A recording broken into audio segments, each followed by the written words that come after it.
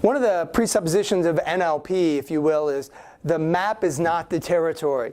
And so how does that come into effect? Well, a guy named Csikszentmihalyi wrote a book called Flow. And what he said is you're bombarded by 2 million bits of information every second.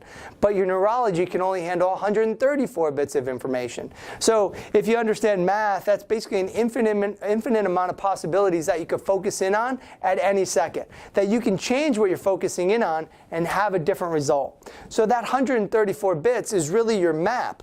But that's not really the territory. Your perception is your projection.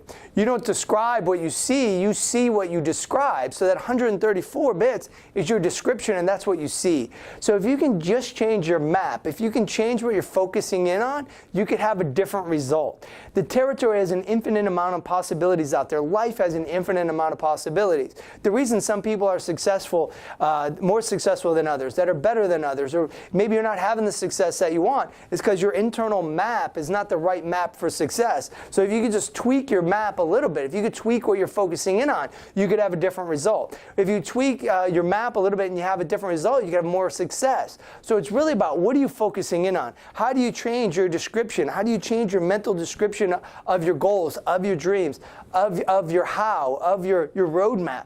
So if you can change your mental description, if you can change your map, you'll change the territory. If you change your internal 134 bits, you'll project the different beliefs onto the world. You'll project different actions onto the world. And once you can push and project different on the world, you'll create different success.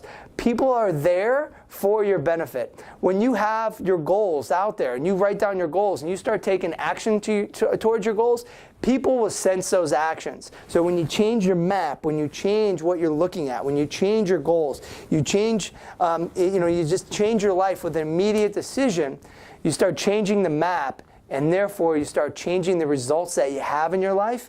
And there's an infinite amount of possibilities that you can focus in on at any second to have success. Change the map, you'll change the territory, you'll have more success.